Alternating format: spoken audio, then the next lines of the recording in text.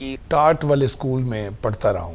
کبھی کی زندگی میں فری ٹائم ملتا ہوگا؟ وقت ہے نا میرے پاس، فالتو ہوتا نہیں ہے میرے جاتا ہے جو ہمارا نوجوان ہے وہ بڑی منفی سوچ کا حامل ہوتا جا رہا ہے. گھر میں تربیت کا ماحول نہیں ہے سر، اس کی وجہ والدین کو پتہ نہیں ہے. خواجہ صاحب کوئی ایک لفظ، کوئی ایک سینٹنس جو کہ خواجہ مظہر صدیقی صاحب کو ڈیفائن کرے.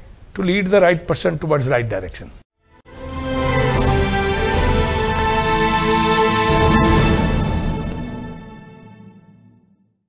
بسم اللہ الرحمن الرحیم. پروگرام ماسٹر کلاس کنورسیشنز کے ایک نئے ایپیسوڈ اور ایک نئے مہمان کے ساتھ میں ہوں آپ کا میزبان دانیل حسین.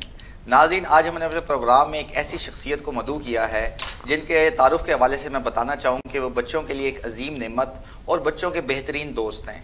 اپنے سب آرڈینیٹس اور اپنے اسٹوڈنٹس کو کس طرح پروموٹ کرنا ہے، اس میں یہ ماسٹر ہیں. آپ ایک ادیب، مصنف، ایک کامیاب بزنس مین اور ایک بہترین قسم کے اسپیکر ہیں.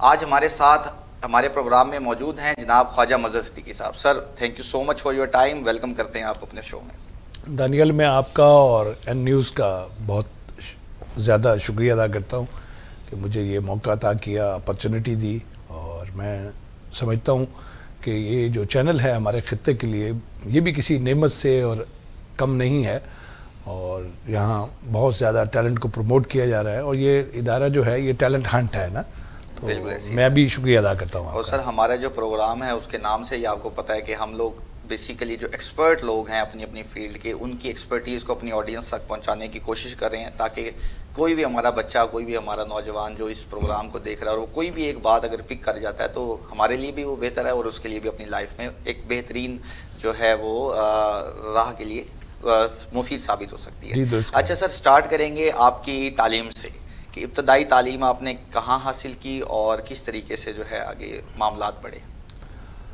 بسم اللہ الرحمن الرحیم. دانیال بھائی، میں ٹاٹ والے اسکول میں پڑھتا رہا ہوں. میں نے 4 جماعتیں جو ہیں 4 کلاسز یعنی 4 گریڈ جو ہیں وہ گھر پڑھے تھے.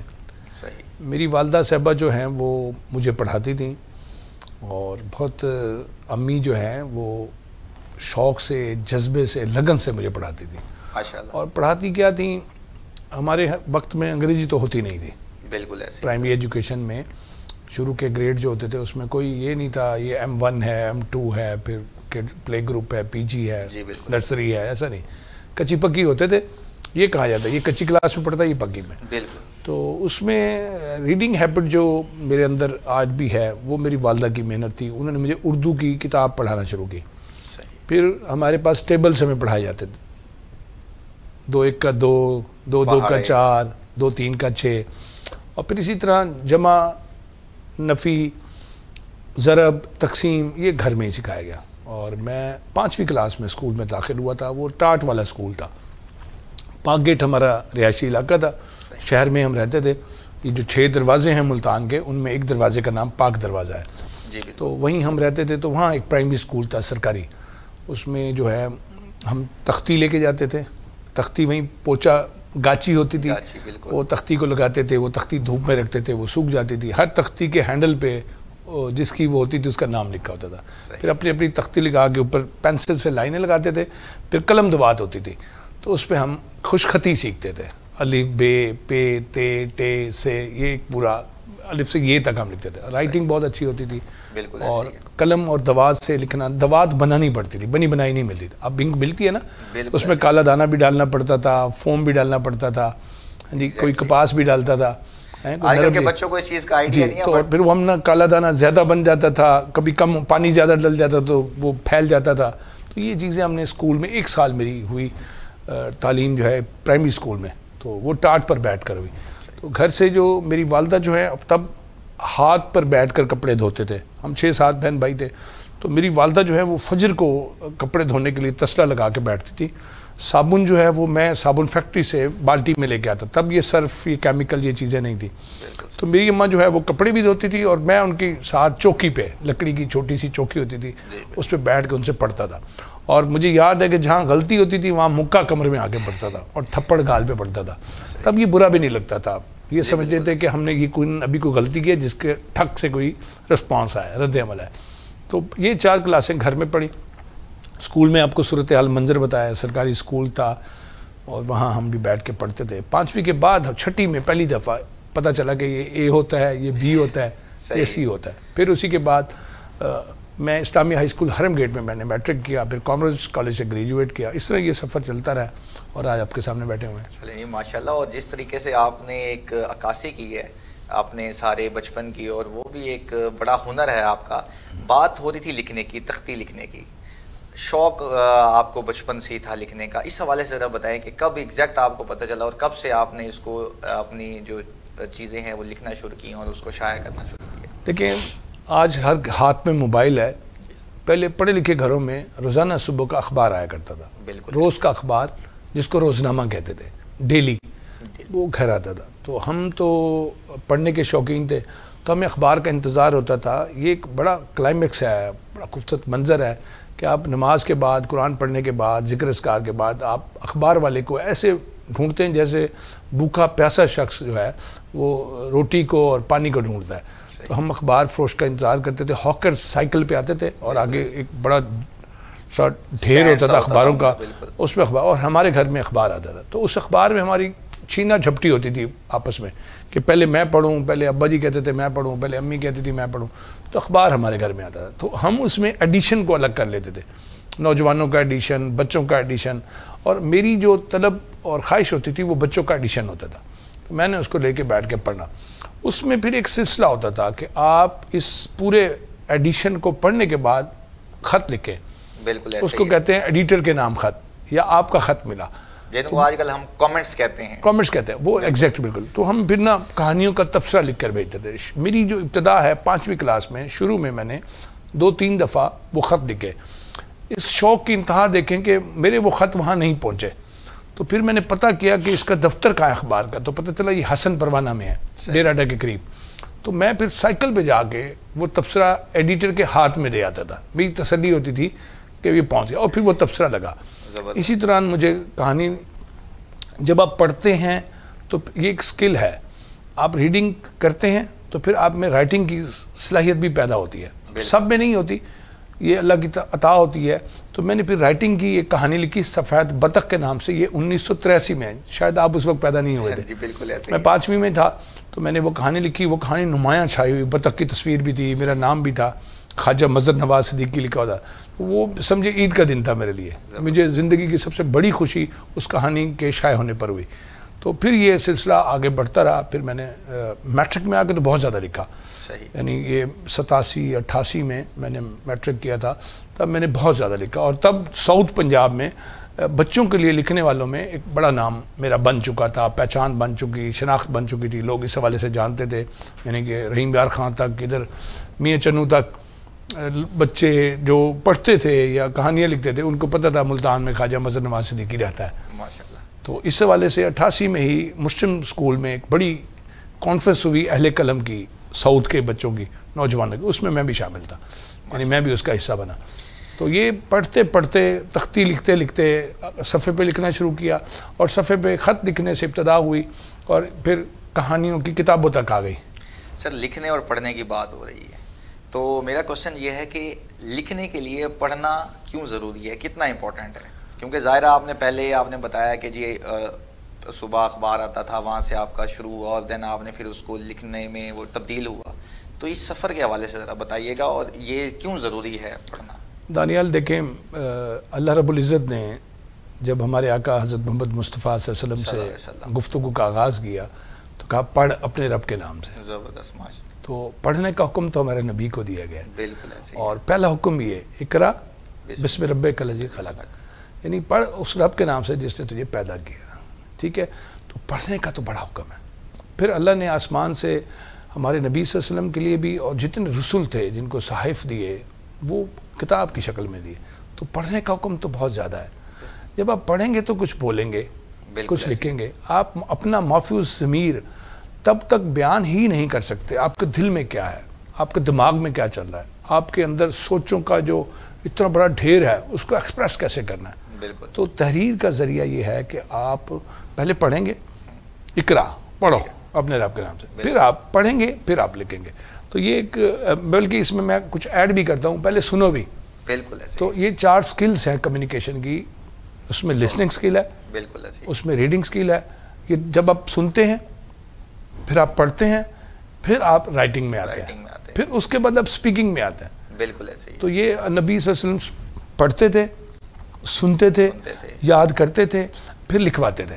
آپ خود تو پڑھے لکھے نہیں تھے، مگر اللہ آپ امی اس لیے کہا جاتا ہے کہ آپ کو پڑھنا لکھنا نہیں آتا تھا، مگر اللہ تعالیٰ نے آپ کو پڑھایا بھی اور آپ نے پھر اس پڑھے کو لکھوایا بھی. پھر صحابہ لکھتے تھے اور پھر وہ کتابیں بھی بنی، قرآن بھی بنا.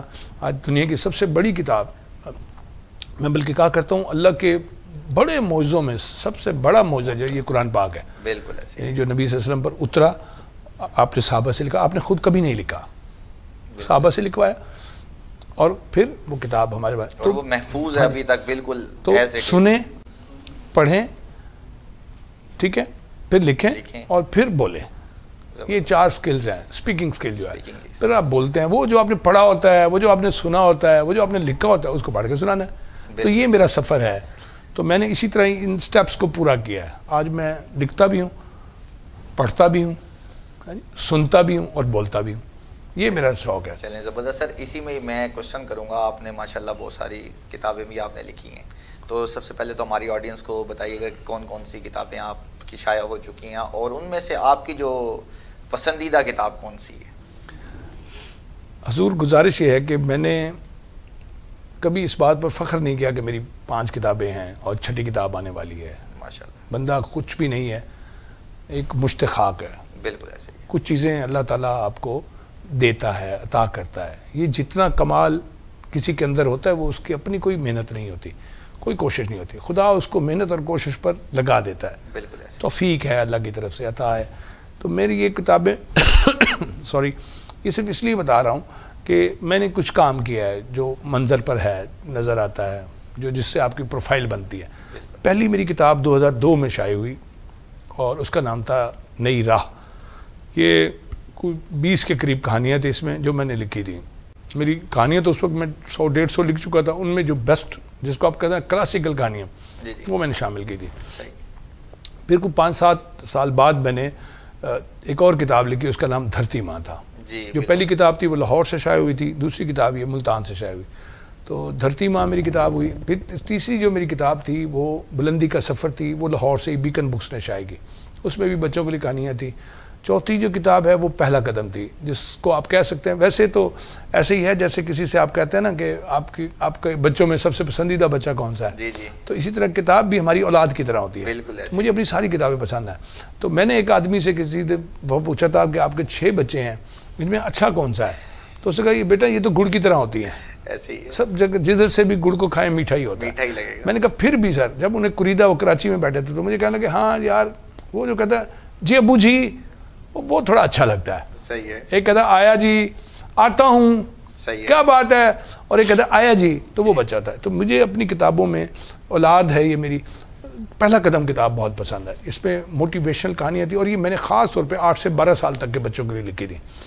تو بہت پسند کی گئی. اس کے 2 ایڈیشن شائع ہو چکے ہیں، اب تیسرا بھی تیاری میں ہے. اس کے بعد ابھی ریسنٹلی جو میری کتاب آئی وہ کہانی گھر ہے. یہ بھی لاہور سے بچوں کا کتاب گھر ادارہ ہے، اس نے شائع کی اور یہ مقبول ہوئی. یہ کتاب پاکستان سے باہر بھی گئی. پہلا قدم بھی باہر گئی، یہ بھی باہر گئی. تو لوگوں نے بہت پسند کی. اس کا کنسیپٹ بہت اچھا ہے کہ چھوٹے چھوٹے بچے نا کہانیاں ان کو میں نے سنانی ہیں، اور نانی کے انداز میں، دادی کے انداز میں. اس لیے اس کتاب کا نام کہانی گھر رکھا. اور پھر اس میں ایک اور بات یہ کہ ہم 1992 سے ملتان میں سٹوری ٹیلنگ کے حوالے سے کہانی گھر منعقد کرتے ہیں. اب تک 313 کہانی گھر ملتان میں ساؤتھ میں منعقد ہو چکے ہیں، جس میں ایک نانی ایک دادی، یہ قدیم روایتی کہانی سننے اور سنانے کی، اس کو ہم نے زندہ رکھا ہوا ہے اس سلسلے کو. اسی سلسلے میں جو کہانیاں سنائی گئی تھی نا وہ چن کے منتخب کر کے میں نے اپنی کتاب میں شامل کی. زبردست. اچھا سر، ابھی بات ہوتی ہے سٹیپس کی، تو لکھنے کے بعد سٹیپ آتا ہے بولنے کا، سپیکنگ کا.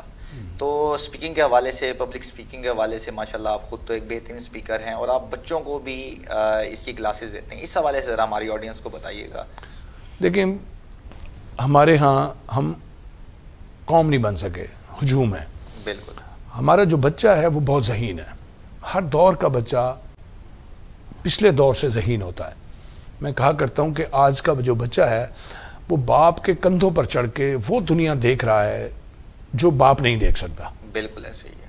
اور میں یہ کہا کرتا ہوں ہمارا آج کا بچہ وہ ہزاروں سوالات کرتا ہے، جس کے جوابات بڑوں کے پاس ہے ہی نہیں. بالکل ایسے ہی. یہ بالکل ہم نے اس وقت اے آئی کے دور میں زندہ ہے. پہلے کہا جاتا تھا یہ جو دنیا ہے یہ گلوبل ولیج بن چکی ہے. مظہر صدیقی یہ کہتا ہے یہ اب ہٹ بن چکی ہے, ولیج سے ہٹ بن گئی ہے. اچھا اس میں بھی ہر آنے والا وقت بہت تیزی سے سفر کر رہا ہے. ٹھیک ہے, سفر سین والا سفر جو ہے.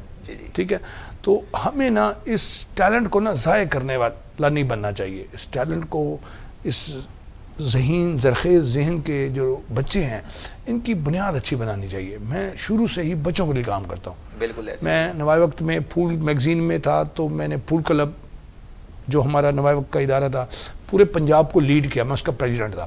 پھر اس کے بعد PCY بنایا, پاکستان چلڈرن یوتھ فاؤنڈیشن, یعنی بچوں کے لیے کام ہوتا رہا. اب میں ارتقا آرگنائزیشن کا ڈائریکٹر ہوں اور یہ 2011 سے کام کریں. اس میں بھی بچے اور جوان پر فوکس ہے. لیکن جب آپ بنیاد اچھی بنائیں گے نا تو آسمان تک جو عمارت جائے گی نا وہ اچھی ہوگی. ہم نے بنیاد پر توجہ نہیں دی. والدین کے پاس کبھی بھی وقت نہیں ہوتا. والد یہ معاش کے لیے بھاگ دوڑ کرتا ہے کمانے کے لیے کہ اب جینا بڑا مشکل ہو گیا, جینا دشوار ہے, کھانا پینا بہت مہنگا ہو گیا. ادھر کرتا ہے ماں گھر کے کام میں, بچہ بیچ میں نگلیکٹ ہوتا ہے, بچہ نظر انداز ہوتا ہے. ہم نے جتنی بڑی قومیں ہیں, جتنے بڑے ممالک ہیں, انہوں نے بچوں پر بڑا کام کیا. بالکل ایسے. تو میں نے کوشش کی ہے کہ ہر دور میں میرے ہزاروں شاگرد ہیں جو بڑے بڑے مناصب پر ہیں, بڑی بڑی ڈیوٹیاں سر انجام دے رہے ہیں, بڑے بڑے محکموں میں کام کر رہے ہیں. پاکستان میں, پاکستان سے باہر بہت سارے شاگرد ہیں میرے, وہ وہی ہیں جن کی میں نے بنیاد بنائی تھی. میں نے اس لیے نہیں بنائی تھی کہ وہ مجھے استاد جی کہتے رہے, مرشد کہتے رہے, یا پیر کہتے رہے, یا مجھے رہنما کہتے رہے. نہیں, میں نے اس لیے بنائی کہ میرا کام یہی ہے. دیکھیں یہ جو آدمی بیج بوتا ہے, ہاں جی, پھر اس کو درخت بننے تک کیئر کرتا ہے, نگرانی کرتا ہے, دیکھ بھال کرتا ہے, اس کو کیڑوں مکڑوں سے بچاتا ہے, وہ یہ تھوڑی ہے کہ اس کا پھل خود تھوڑی کھاتا ہے. پھل تو لوگ کھاتے ہیں, یعنی وہ اس کی چھاؤں میں بھی نہیں بیٹھتا مگر وہ درخت لگاتا ہے. ہمیں بھی یہ اس کے نتیجے سے یعنی مجھے کچھ ملے گا, مجھے صلہ ملے گا, نہیں. ہمیں یہ کام کرنا چاہیے کہ ہمیں بنیاد بہت اچھی بنانی چاہیے. اور دنیا میں ہر بڑی قوم, ہر بڑا جو ملک ہے اس نے بچوں کو فوکس کیا ہے. بالکل ایسے. انہوں نے, ہمارے بچے تو دیکھنے آپ بالکل بے-روی کا شکار ہو جاتے ہیں اگر بڑے توجہ نہ دیں.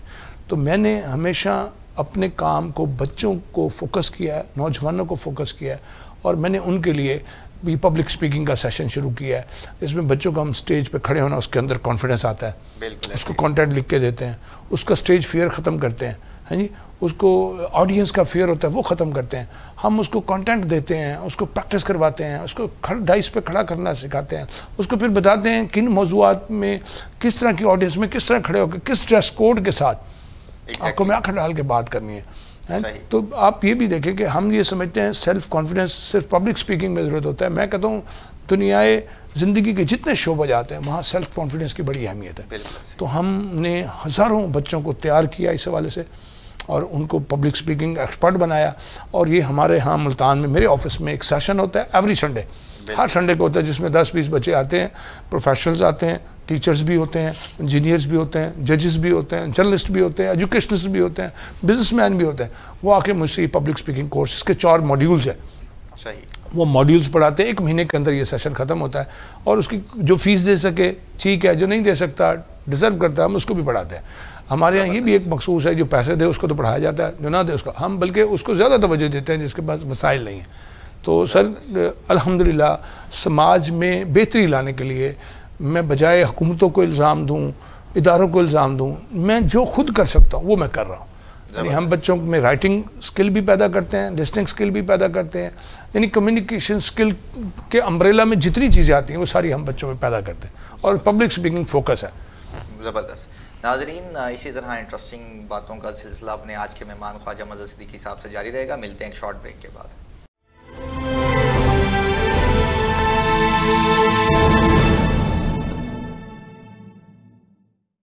جی ویلکم بیک. ناظرین, اب ہم آپ کے گیسٹ سے کچھ لائٹ کوسچنز کریں گے. سر, کھانے میں کیا پسند کرتے ہیں آپ؟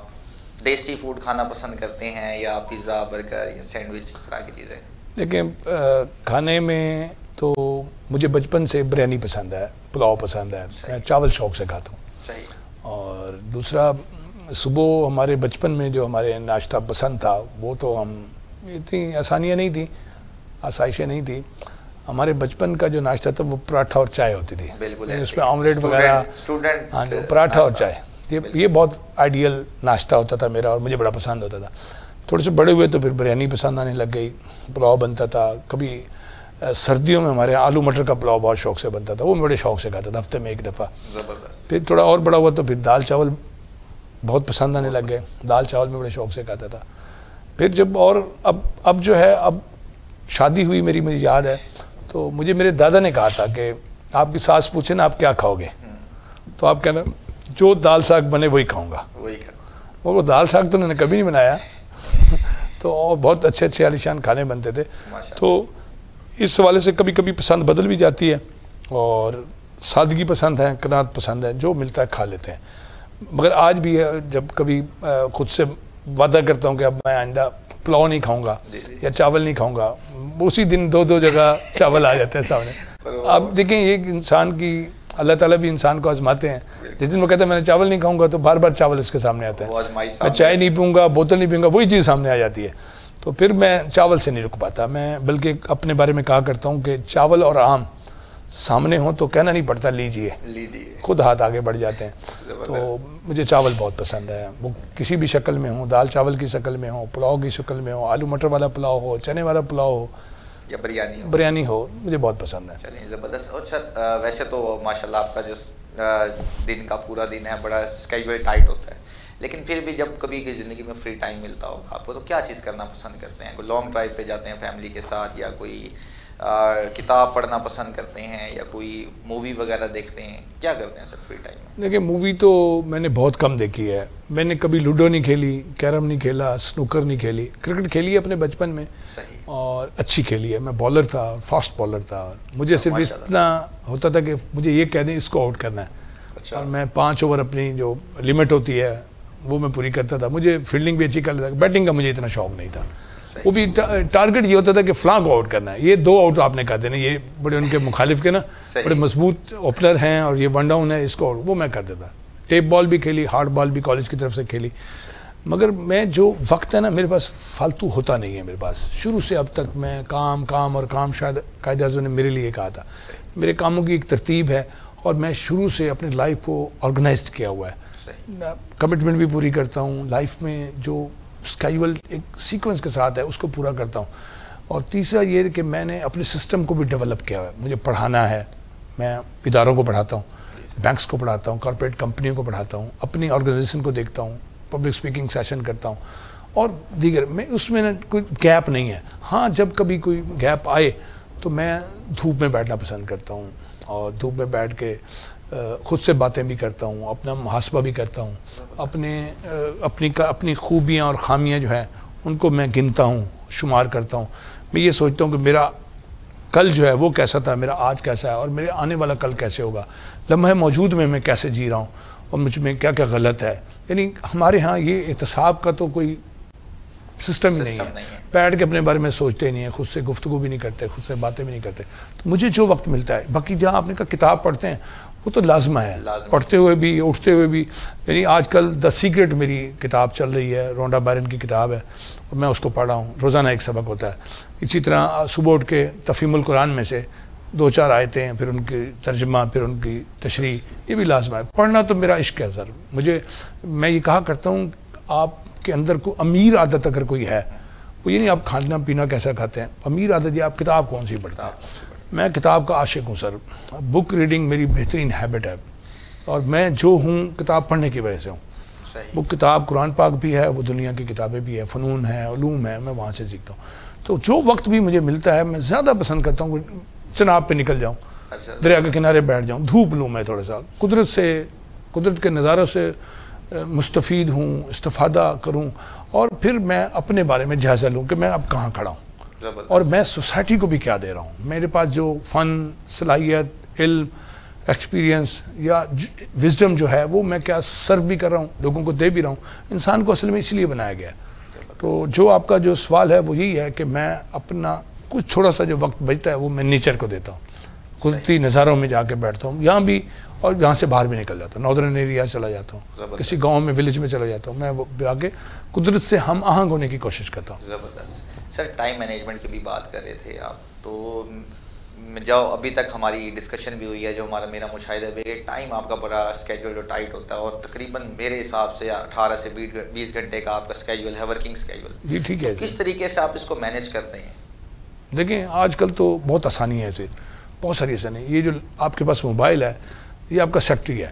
بالکل ایسے آپ الارم میں جائیں، کلاک میں جائیں، الارم لگائیں، آپ ہر گھنٹے بعد جو کرنا ہے، آدھے گھنٹے بعد جو کرنا ہے اس پہ لگائیں. نماز کا ٹائم لگائیں، یہ آپ کو یاد دلائے گا. یعنی سیکٹری رکھنے کی ضرورت نہیں ہے. بالکل ایسے ٹھیک ہے. ٹھیک ہم نا پھر وہی بات ہے، ہمیں خود نہیں پتا کہ ہم کدھر جا رہے ہیں، ہم نے کرنا کیا ہے. ہم وقت ضائع کرنے والی قوموں میں سب سے بڑی قوم آتے ہیں. بالکل ٹھیک ہے. وقت نا وہ نعمت ہے جو ایک دفعہ چھن جائے پھر واپس نہیں آتا. آپ ہر چیز کو قید کر سکتے ہیں، وقت کو نہیں قید کر سکتے. کہتے ہیں نا کہ اور پھر وقت میں یہ بھی فیصلہ کرنا پڑتا ہے کہ مجھے کون سا کام وقت پر کرنا ہے. ہم بس مثال کے طور پہ سمجھا رہا ہوں، بجلی کا بل وقت پہ نہیں ادا کرتے. ٹھیک ہے. تو ہم پھر جرمانے کے ساتھ بڑھتے ہیں، ہمارا میٹر کٹ جاتا ہے. ہم اس کو کتنا اہم سمجھتے ہیں. باقی چیزیں بھی اسی طرح اہم ہوتی ہیں، مگر وہاں میٹر کاٹنے والا کوئی نہیں آتا، وہاں کنیکشن کاٹنے والا کوئی نہیں آتا، وہاں جرمانہ لگانے والے نہیں ہوتا. اگر ہم خود کو جرمانہ لگانے والے بن جائیں تو ہم اپنے وقت کا بہترین استعمال سیکھ سکتے ہیں. میں کہتا ہوں کوئی بھی شخص، وہ بینک مینیجر ہے، وہ کسی کمپنی کا ڈائریکٹر ہے، سی او ہے، وہ کسی ادارے کا سربراہ ہے، وہ اسکول کا استاد ہے، وہ ایک طالب علم ہے، وہ زندگی میں سب سے پہلی چیز جو خود کو سکھائے وہ یہ کہ میں نے اپنے وقت کا بہترین استعمال کیسے کرنا ہے. یعنی میں یہ بات بھی آپ کو بتا رہا ہوں، ٹائم مینجمنٹ کوئی سبجیکٹ نہیں ہے، اصل میں یہ لائف آرگنائزیشن ہے. آپ نے اپنے آپ کو آرگنائز کیسے کرنا ہے. تو وہ وقت کے بہترین استعمال سے آپ بیٹھ کے چائے اسٹال پہ 10 گھنٹے گپے لگاتے رہیں، ٹی وی دیکھتے رہیں، میچ دیکھتے رہیں، آپ کو بڑا کام نہیں کر سکتے. بڑا کام کریں، پھر میچ بھی دیکھیں، پھر ٹی وی بھی دیکھیں. کام کو چھوڑ کر آپ فضولیات میں لو کہوں میں پھنس جائیں تو آپ مقصد سے ہٹ جائیں گے، آپ ٹریک سے ہٹ جائیں گے. یہ جو ٹرین ہے سر، یہ جو جہاز ہے، یہ جو بس ہے، یہ جب چلتے ہیں تو بیچ میں کتنے خوبصورت مناظر آتے ہیں، مگر انہوں نے لوگوں کو منزل تک پہنچانا ہے. وہ مناظر میں الجھ کے نہیں رہ جاتے یا کہیں سٹاپ نہیں کر لیتے کہ چلیں جی آئے اس منظر سے لطف اندوز. نہیں، انہیں لوگوں کو منزل تک. میرے ذمے بھی یہ کام ہے کہ میں نے اپنے وقت کا بہترین استعمال سیکھنا ہے. یہ باقاعدہ تربیت سے سیکھا جاتا ہے اور تب زندگی خوبصورت ہو جاتی ہے. تب آپ گلے شکوے سے نکل جاتے ہیں، تب آپ لوگوں کو الزام دینے سے نکل جاتے ہیں. دنیا کا سب سے آسان کام دوسروں پر تنقید کرنا اور شکایت کرنا ہے، شکوہ کرنا ہے. میرے تو زندگی میں نہ شکوہ ہے نہ تنقید کرنا ہے. میں تو اپنے اوپر فوکس رہتا ہوں. میں نے خود کو بہتر کیسے بنانا ہے. میں دنیا کو نہیں بدلنے کی سوچتا، میں خود کو بدلنے کی سوچتا ہوں. میں ایک 6 فٹ کے آدمی کو بہتر بنا لوں، باقی دنیا خود بہتر ہو جائے. وہ ایک آدمی تھا نا، اس نے کہا پہلے میں چاہتا تھا میرا محلہ بدل جائے، میرا گھر بدل جائے، میرا محلہ بدل جائے، میرا شہر بدل جائے، پھر دنیا بدل جائے، ملک بدل جائے، دنیا بدل جائے. میں بعد میں سمجھ آئی کہ مجھے پہلے خود کو بدلنا چاہیے تھا. تو میں بھی خود کو بہتر بنا لوں تو زمانہ خود بخود بہتر ہو جائے گا، لوگ خود بخود بہتر ہو جائیں گے، سوسائٹی خود بخود بہتر ہو جائے گی. وقت کو میں جو اپنے انداز میں استعمال کرتا ہوں وہ یہ کہ میرے منٹس گنے چنے ہیں. مجھے یہاں آنا ہے، اس کے بعد مجھے اپنا کام دیکھنا ہے، مجھے فیملی کو دیکھنا ہے، مجھے گھر کا سودا صرف لینا ہے، مجھے دودھ والے کو پیسے دینے ہیں، مجھے بجلی کا بل ادا کرنا ہے، مجھے ٹیلی فون کا بل ادا کرنا ہے، مجھے وقت پہ پراپرٹی ٹیکس دینا ہے، مجھے بچوں کے اسکول کے اساتذہ سے ملنا ہے، مجھے روز رات کو بیٹھ کے بچوں سے بھی پوچھنا ہے کہ آج کا دن آپ نے کیا سیکھا، آج آپ نے کیا کیا. شام کو رات کو کوئی ایک وقت مقرر ہونا چاہیے جب فیملی ممبرس اکٹھے بیٹھ کر خود سے باتیں کریں، ایک دوسرے سے باتیں کریں اور جو نیا سیکھا ہے وہ ایک دوسرے کو سکھائیں. تو یہ بہت شاندار. اللہ نے نا 24 گھنٹے فضول میں نہیں بنائے. میں تو کہتا ہوں یہ 24 گھنٹے تھوڑے ہیں، یہ زیادہ ہونے چاہیے تھے تاکہ انسان زیادہ. دیکھیں میں اب 50 سال کا ہونے والا ہوں، میرے پاس بہت کم وقت رہ گیا ہے. مجھے کچھ بہتر کرنا ہے، خود کو بھی بہتر بنانا ہے اور سماج کو بھی کچھ بہتر کرنے کی کوشش کرنی ہے، کچھ ڈیلیور کرنا ہے، جس کو آپ کہتے ہیں پے بیک. میرے پاس جو فالتو چیز ہے نا وہ مجھے سماج کو دینی ہے. وہ میرا پیسہ ہے، میری توانائی ہے، میری طاقت ہے، میرا علم ہے جو میرے پاس ہے، میرا تجربہ ہے، میری مہارت ہے، میرا فن ہے، میرے پاس جو ایکسٹرا ہے وہ مجھے سوسائٹی کو دینا ہے. اور جس شخص نے بھی یہ پے بیک کیا ہے وہ شخص زندہ رہا ہے، اس نے زندگی کو بھی جیا ہے، لوگوں نے اس کو اچھے لفظوں میں یاد بھی کیا ہے. آج ہم عبدالستاریدی کو بہت اچھا کہتے ہیں، آج ہم قائد اعظم کو، علامہ اقبال کو بہت اچھا کہتے ہیں. کسی نے تصور دیا پاکستان کا، کسی نے ملک بنا کے دکھایا، قوم کو ایک پلیٹ فارم پہ جمع کیا، کسی نے ملک میں ایمبولینسز کا نیٹ ورک بنا دیا، یتیموں کا سہارا بن گیا ہے. تو یہ لوگ جو ہیں میں سمجھتا ہوں کہ وہی ہیں جنہوں نے سماج میں کچھ بہتری لانے کی کوشش کی ہے اور اپنے وقت کا بہترین استعمال. آج سر گنگا رام کا نام زندہ ہے، بالکل ایسے ہی ہے. ٹھیک ہے ہاں لیکن آپ اس طرح دیکھتے رہے، سر سید احمد خان کا نام زندہ ہے، یعنی مولانا محمد علی جوہر کا نام زندہ ہے. ہر اس شخص کا جس نے کچھ ڈفرنٹ کیا، سوسائٹی کو پے بیک کیا یا اپنا فالتو ایکسٹرا سماج کو دیا، اور وہ تبھی ہوا جب اس نے اپنے وقت کو صحیح طرح سے استعمال کیا. تو میں بھی رات سونے سے پہلے اپنے اگلے دن کا پلان تیار کر لیتا ہوں. میرا weekly plan, daily plan, monthly plan, year plan ہے. اس میں اتفاقات بھی ہیں، اس میں ایمرجنسیز بھی ہیں، وہ بھی مینیج ہو جاتی ہیں. تو یہ اللہ تعالیٰ کا خاص کرم ہوتا ہے. یہ کسی کو یہ صلاحیت اللہ دیتا ہے، اور پھر جب اس صلاحیت کا صحیح انداز میں استعمال کیا جائے تو پھر اللہ تعالیٰ اس میں برکت بھی ڈالتے. کہتے ہیں نا تیرے وقت میں اللہ برکت ڈال دے، تو ہمارے وقت میں اللہ نے برکت ڈالی ہوئی ہے سر. ماشاء اللہ سر. اچھا سر، آپ نے ٹائم مینجمنٹ کی بات کی اور ایک بڑی اچھی اگزامپل دی کہ جیسے ٹرین نے جانا ہے تو راستے میں بہت اچھے مناظر بھی آتے ہیں، لیکن اس کا گول اپنی منزل کو پورا کرنا ہوتا ہے، اپنی منزل پہ ٹائملی پہنچنا ہے. اسی طرح سر آج کل دیکھا جاتا ہے جو ہمارا نوجوان ہے وہ بڑی منفی سوچ کا حامل ہوتا جا رہا ہے، due to some environmental issues بھی ہیں، پولیٹیکل ایشوز بھی ہیں، ملک بھی تھوڑے سے مسائل سے دوچار ہے. تو ان تمام سنیریو میں آپ نوجوان کے لیے کیا پیغام دینا چاہیں گے جو ایک منفی سوچ کا حامل ہوتا جا رہا ہے؟ دیکھیں نوجوان جو ہے وہ قصوروار نہیں ہے، ہمارا ماحول ایسا ہو گیا ہے. بچہ جو گھر میں ہوتا ہے تو اس کو پہلے ماں ڈانٹتی ہے، مارتی ہے، پھر باپ ڈانٹتا ہے، مارتا ہے. اسکول جاتا ہے تو ٹیچر مارتی ہے، ڈانٹتی ہے، گالیاں دیتی ہے، فیل کرنے کی دھمکی دیتی ہے. مدرسے میں جاتا ہے تو کاری ڈنڈا دکھاتا ہے اس کو، وہ اس کو بالوں سے پکڑ کے مکے مار کے ٹھڈے مار کے اس کو پڑھاتا ہے. تو یہ ہمارا بچہ نا محلے میں جاتا ہے تو بڑے بچے اس کو مارتے ہیں، گالیاں دیتے ہیں. ہمارا پورا نظام اس طرح کا بن چکا ہے کہ کہیں تعریف نہیں ہے، کہیں حوصلہ افزائی نہیں ہے، کہیں انگلی پکڑنا نہیں ہے، کہیں راستہ دکھانا نہیں ہے، کہیں منزل تک پہنچانا نہیں ہے، پلان دینا نہیں ہے. یہ چیزیں ہیں نہیں. اصل میں ضرورت یہ ہے کہ ہم کہتے ہیں بچوں کی تربیت کے لیے آپ کچھ کریں، میں کہتا ہوں ماں باپ کی تربیت کے لیے کچھ کریں. بچہ جو ہے نا جی 4 سال کی عمر تک اس کی دماغی تشکیل ہو جاتی ہے، 7 برس کی عمر تک اس کی 70% شخصیت بن جاتی ہے. یہ ہارورڈ یونیورسٹی کی ریسرچز ہیں، امریکہ میں اس پر کام ہوا ہے. ہمارے ہاں تو ماں بچے کے لاڈ اٹھانے میں 5-7 برس گزار دیتی ہے، اس کو کچھ نہ کہیں بھی بچہ ہے. تو گھر میں تربیت کا ماحول نہیں ہے سر. اس کی وجہ والدین کو پتہ نہیں ہے. ان سے پوچھے جن کے اولاد نہیں ہے. مجھے خاتون ملی، وہ کہتی کروڑ روپے خرچ کرنے کے لیے تیار ہوں، میری اولاد ہو جاتی. ٹھیک ہے، تو اس کی اولاد نہیں. اور جن کے گھر میں 5-5 6 بچے ہیں ان کو تربیت کا پتہ ہی نہیں ہے. وہ بچوں کو گالیاں دے رہے ہیں، غصہ کر رہے ہیں، ان سے جان چھڑانے کے لیے ان کو اسکولوں میں بھیجا. دیکھیں وہ پہلے لوگ بھیجتے تھے اسکول میں اس لیے کہ ہمارا بچہ بڑا آدمی بن جائے. وہ ایک خاتون جو تھیں ایک عالم دین کے پاس آئیں اور کہنے لگی کہ سر میرے بچے کو نا اس وقت تک گھر نہیں بھیجنا جب تک بڑا آدمی نہیں بنے. صحیح. اشفاق صاحب کہتے تھے ایک خاتون آئی کہنے لگی میرے بچے کو بڑا آدمی بنا دیں. صحیح. تو انہوں نے کہا بھائی ہم بڑا آدمی تو نہیں بناتے، اسے گھر لے جائیں. ہاں ایک ہے ہم اچھا انسان بنا سکتے ہیں. تو ماں کے پاس کوئی نقشہ نہیں ہے، کوئی پلان نہیں ہے کہ وہ اس کو اچھا انسان بنے. بچہ پہلے اچھا چلیں ایک ماحول وہ لڑائی والا، غصے والا، مار کٹائی والا، ایک ماحول جو ہے وہ لاڈ پیار والا ہے، بالکل اپوزٹ ہے اس کے. تو وہاں بھی تربیت نہیں ہو رہی، وہاں بھی تربیت نہیں ہو رہی. تو پہلی چیز جو ہے وہ بچہ جب اس ماحول سے نوجوان بنے گا تو پھر وہ بھی سوسائٹی کو وہی دے گا جو اس نے وہاں سے لیا ہے. ریٹرن وہی کرتا ہے نا آدمی. جب آپ ریٹرن میں دھواں، آگ، نفرت، غصہ، تعصب ہوگا تو وہ اس کا ریفلیکشن ہی آئے گا نا سر. تو ہمارے ہاں یہ ضروری ہے کہ والدین بچوں کی اس انداز میں تربیت کریں کہ وہ بچہ پازیٹیو مائنڈ ہو، نیگیٹو مائنڈ نہ ہو. جو بچہ مار پیٹ مدرسے سے، اسکول سے، گھر سے، محلے سے، گراؤنڈ سے مار کھا کھا کے اوپر آئے گا تو وہ سوسائٹی کو مارے گا. اس کے اندر تشدد والا جو ہوتا ہے نا انسان وہ جاگے گا، پیدا ہوگا. تو ضرورت یہ ہے کہ بچوں کو منفی جذبات سے روکنے کے لیے اور منفی راستے سے روکنے کے لیے، دیکھیں دنیا کا جو سب سے بڑا شر ہے نا وہ منفی سوچ ہے، اور دنیا کی سب سے بڑی جو خیر ہے نا وہ مثبت سوچ ہے. بچے کو مثبت سوچ پر لانا ہے، منفی سوچ سے بچانا ہے تو گھر سے اس کی ابتدا ہوگی. اس کی جو پہلی درسگاہ ہے نا وہ ماں کی گود ہے.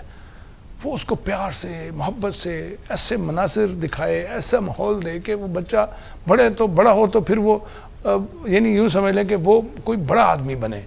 ہاں وہ سلطان صلاح الدین ایوبی بنے، وہ خالد بن ولید بنے، وہ علامہ اقبال بنے، ٹھیک ہے، وہ امام غزالی بنے ہیں، وہ سعدی، شیرازی، آئنسٹائن، نیوٹن بنے. وہ کچھ بڑا آدمی بن کے آئے. وہ تب ہوگا نا جب اس کو بنیاد اچھی دی جائے گی. بیسیکلی آپ نے سر یہ بات جو کی پیرنٹنگ کی، ہاں جی، اور ہارورڈ یونیورسٹی کی بھی آپ ایگزامپل دے رہے تھے، اب انہوں نے اس چیز پہ ریسرچ کی اور اس کو ایز اے سبجیکٹ پیرنٹس کو پڑھانا شروع کر دی. جی میں خود پیرنٹنگ پر سیشن کرتا ہوں، میں خود یہ سیشن اسی کرتا پہ ہوں. ہی آ رہا ہوں کہ جی آپ پیرنٹنگ کے سیشن آپ لوگوں نے اسٹارٹ کیے ہیں، اور میں جتنے بھی والدین اور جن کے بچے بھی چھوٹے ہیں میں ان سے ریکویسٹ کروں گا کہ اس طرح کے سیشنز اور اس طرح کی لاکھوں یوٹیوب پہ بھی ویڈیوز پڑی ہوئی ہیں، آپ ان کو اگر آپ کے پاس ٹائم نہیں ہے فزیکلی کہیں جا کے نہیں دیکھ سکتے تو آپ یوٹیوب سے استفادہ حاصل کریں اور ان چیزوں کو پڑھیں، کیونکہ اگر آپ چاہ رہے ہیں کہ آپ کا بچہ ایک اچھا انسان بنے، ایک بڑا شخص بنے، تو اس کے لیے سب سے پہلے آپ نے جو بڑا امپورٹنٹ پوائنٹ آج ریز کیا سر کہ آپ پیرنٹس کو جو ہے وہ بچوں کی تربیت کے لیے فکر چھوڑ دیں، آپ والدین کی تربیت کریں. آپ خود ہو جائیں گے تو وہ بچے آٹومیٹک. دیکھیں آپ نا MBBS کرتے ہیں ڈاکٹر بنتے ہیں، آپ انجینئرنگ کرتے ہیں تو انجینئر بنتے ہیں. تعلیم حاصل کیا، شادی کے لیے کوئی تعلیم، کوئی کرائٹیریا، کوئی انٹرویو، کوئی جاب، کوئی ایکسپیرینس ہوتا ہی نہیں. اور والدین بھی نہیں کرتے کہ بچوں کو اہلی زندگی کے بارے میں پہلے سے کچھ بتا دیں. ایک دیکھیں ہر جگہ کا انٹرویو ہے، بالکل ایسے سوال ہوتے ہیں، جواب ہوتا ہے، ڈیمو ہوتا ہے، اس کا کوئی ڈیمو نہیں ہے. تو کہیں کوئی کتاب ہی نہیں ہے ایسی کہ جو ہم پڑھیں کہ ہمیں اس شادی شدہ زندگی کے بعد بچوں کی تربیت کیسے کریں. اس طرح ایک کنڈیشن ہونا چاہیے کہ یہ کورس کریں. بالکل بالکل آپ پیرنٹس بننے جا رہے ہیں، آپ کو پتہ ہونا چاہیے کہ ایک باپ کی، ایک ماں کی کیا آئلی. دیکھیں پھر بات موضوع بدل جائے گا. آئلی زندگی کی بھی تربیت نہیں ہے، میاں بیوی نے گھر میں کیسے زندگی گزارنی ہے، گھر کو کیسے جنت بنانا ہے، اس پر بھی کوئی تربیت نہیں ہے، کوئی کتاب نہیں پڑھی ہوتی، کچھ نہیں. آپ کے ملک میں اس وقت طلاق کی ریشو بڑھ گئی ہے. اچھا شروع میں بھی طلاق ہو رہی ہے، 2-3 دن بعد بھی طلاق ہو رہی ہے، اور 4 بچوں کے بعد بھی طلاق ہو رہی ہے، اور وہ خاتون بچوں کو لے کے آگے بیٹھ جاتی ہے. بہت سارے مسائل ہیں جن پر گفتگو کریں گھنٹوں کام ہے. سر ابھی بات ہو رہی تھی سیشنز کی، ٹریننگ سیشنز کی، پیرنٹنگ کی، تو یہاں اس چیز کا ذکر کرنا ضروری میں سمجھتا ہوں. ارتقا آرگنائزیشن جو آپ کی، تو اس حوالے سے ہماری آڈینس کو بتائیں کہ ارتقا آرگنائزیشن کیا کیا کام کر رہی ہے، کون کون سے سیشنز ہیں اور کس کس فیلڈ میں کام کر رہی ہے. دانیال بھائی آپ بھی ہمارے پروگرامز کا حصہ ہوتے ہیں. ساؤتھ میں اس وقت جو IOP ہے، ارتقا آرگنائزیشن پاکستان، وہ اپنا ایک مثبت اور تعمیری رول ادا کر رہی ہے. ہمارے 10 میگا پروجیکٹس ہیں.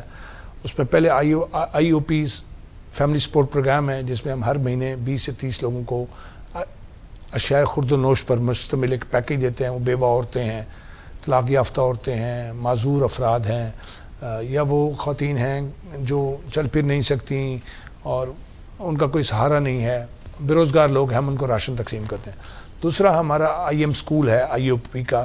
ہم نے نواب پور روڈ پر سیدہ والی کھوئی میں ایک اسکول قائم کیا ہوا ہے جہاں بچے مفت میں تعلیم حاصل کرتے ہیں. اور ہم صرف تعلیم نہیں دے رہے، وہاں تربیت بھی دے رہے ہیں. نائی بلاتے ہیں، بچوں کی کٹنگ کرتے ہیں، بچوں کو نیل کاٹتے ہیں، ان کو ٹوتھ پیسٹ ٹوتھ برش دیتے ہیں، صابن دیتے ہیں، ان کو ہاتھ منہ دھونے کا طریقہ بتاتے ہیں، نہانے کا طریقہ بتاتے ہیں، اور ان کو عملی زندگی میں کچھ مہارتیں ہیں جو کمپیوٹر کی، وہ ہم دیتے ہیں. 2 ہو گیا. تیسرا ہمارا ایک پروجیکٹ ہے IOP اسٹوری ٹیلنگ. اس میں ہم بچوں کو کہانیاں سناتے ہیں، مختلف سکولز میں جا کے، پارکس میں جا کے بچوں کو بلا کے کتاب کا تحفہ بھی دیتے ہیں اور ان کو کہانیاں بھی سناتے ہیں. ہمارا ایک اور پروجیکٹ ہے IOP پبلک سپیکنگ کورس. یہ ہمارے آفس میں ہوتا ہے، کچہری روڈ پر آفس ہے. وہاں ہم نوجوانوں کو، پروفیشنلز کو پبلک سپیکنگ کورس کی ٹریننگ دیتے ہیں. ایک ہمارا پروجیکٹ ہے IOP بک ریویو سیشن. اس میں ہم ہر مہینے ایک کتاب، جیسے ریچ ڈیڈ پور ڈیڈ ہے، جیسے شفاق صاحب کی زاویہ ہے، جیسے کشف المحجوب ہے، جیسے دیوان غالب ہے، ایک ایکسپرٹ بلاتے ہیں، وہ 1.5 گھنٹے کا ایک سیشن کرتے ہیں، اور اس میں 60 سے 100 لوگ، 150 لوگ شرکت کرتے ہیں، اور وہ کتاب کا ریویو سنتے ہیں، اور پھر اس کتاب پر سوال جواب بھی ہوتے ہیں. ہمارا اسی طرح کا ایک اور پروجیکٹ ہے IOP شادی سادی. اس میں ہم غریب جو بچیاں ہیں ان کی شادی میں معاونت کرتے ہیں 20 سے 25 ہزار روپے. اسی طرح ہمارا ایک پروجیکٹ ہے IOP قرض حسنہ پروگرام.